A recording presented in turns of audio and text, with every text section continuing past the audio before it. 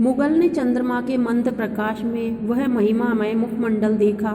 उसने मन ही मन नमस्कार किया। ममता पास की टूटी हुई दीवारों में चली गई। भीतर थके पथिक ने झोंपड़ी में विश्राम किया।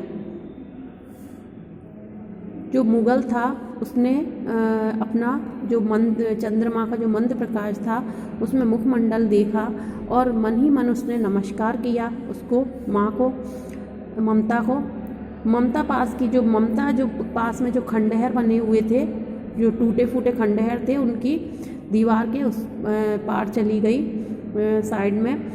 भीतर थके पथिक ने झोंपड़ी में विश्राम, जो थका हुआ जो राहगीर था उसने विश्राम किया, झोंपड़ी में विश्राम करने लगा। प्रभात में खंडहर की संधि से ममता ने देखा।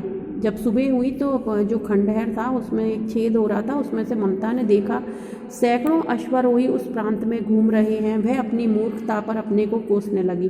तो उसने देखा कि बहुत कई संख्या में जो घोड़े पर कई लोग घूम रहे हैं। तो उसने कहा कि ये तो उसने सोचा कि मैंने बहुत मूर्खता कर ली कि ऐसे उसको जो मुगल था उसको बचा लिया, अपनी झोंपड़ी में उसको स्थान दे दिया, ये मैंने बहुत गलत किया। अब उस झोंपड़ी से निकलकर उस पथिक ने कहा, मिर्जा मैं यहाँ हूँ। तो वो झोंपड़ी में से वो पथिक निकला और उसने जो अश्वारोही थे उनको आवाज़ दी और कहा कि मिर्जा मैं यहाँ पर हूँ। शब्द सुनते ही प्रसन्नता की चीत्कार ध्वनि से वह प्रांत गूंज उठा। और जैसे ही उन्होंने सुना उस पथिक की आवाज़, उसके जो अश्वारोही साथी थे तो एकदम से चित्कार होने लगी और मतलब वो लोग चीखने लगे और एक जो ध्वनि थी वो गूंजने उठ लगी। ममता अधिक भयभीत हुई। ममता जो थी वो बहुत ज़्यादा डर गई। पथिक ने कहा, वह स्त्री कहाँ है, उसे खोज निकालो। तो जो पथिक था जिसने रात को शरण ली थी उसने कहा कि वह स्त्री कहाँ है, पहले उसे खोज ढूंढो। ममता छिपने के लिए अधिक चेष्ट हो गई।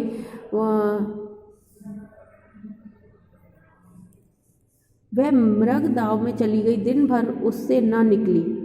ठीक है, वो और दूसरी जगह चली गई और फिर वहाँ से वो निकली नहीं। ठीक है, संध्या में जब उन लोगों के जाने का उपक्रम हुआ तो ममता ने सुना पथिक घोड़े पर सवार होते हुए कह रहा है, मिर्जा।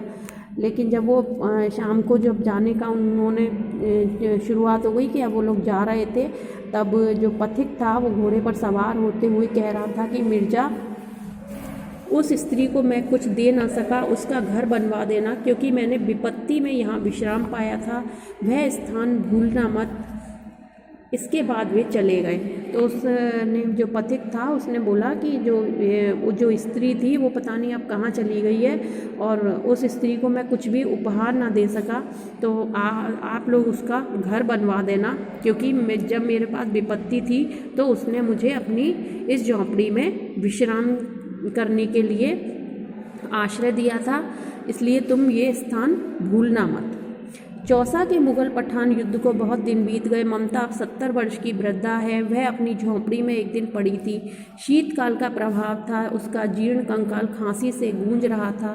ममता की सेवा के लिए गांव की 2-3 स्त्रियां उसे घेर कर बैठी थी, क्योंकि वह आजीवन सबके सुख दुख की संभागनी रही। ममता ने जल पीना चाहा। एक स्त्री ने सीपी से जल पिलाया। सहसा वह एक अश्वरोही उसी झोंपड़ी के द्वार पर दिखाई पड़ा। वह अपनी धुन में कहने लगा, मिर्जा ने जो चित्र मतलब वो अपने मन में सोचने लगा कि मिर्जा ने जो चित्र बनाकर दिया है वह तो इसी जगह का होना चाहिए। वह बुढ़िया मर गई होगी। अब किससे पूछूं कि एक दिन शहंशाह हुमायूं किस छप्पर के नीचे बैठे थे। यह घटना भी तो 47 वर्ष के ऊपर हो गई। मतलब इस घटना को 47 वर्ष हो गए थे और जो वो झोंपड़ी में जिसने शरण ली थी वो वास्तव में शहंशाह हुमायूं था। ममता ने अपने विकल कानों से सुना। उसने पास की स्त्री से कहा, उसे बुलाओ। अश्वारोही पास आया। ममता ने रुक रुक कर कहा, मैं नहीं जानती कि वह शहंशाह था या साधारण मुगल, पर एक दिन इसी झोंपड़ी के नीचे वह रहा। मैंने सुना था कि वह मेरा घर बनवाने की आज्ञा दे चुका है। भगवान ने सुन लिया। मैं आज इसे छोड़े जाती हूँ। अब तुम इसका मकान बनाओ या महल। मैं अपने चिर विश्राम गृह में जाती हूँ। इस तरीके से उसने अश्वारोही को बताया कि मुझे नहीं पता था कि वो शहंशाह था या साधारण मुगल था।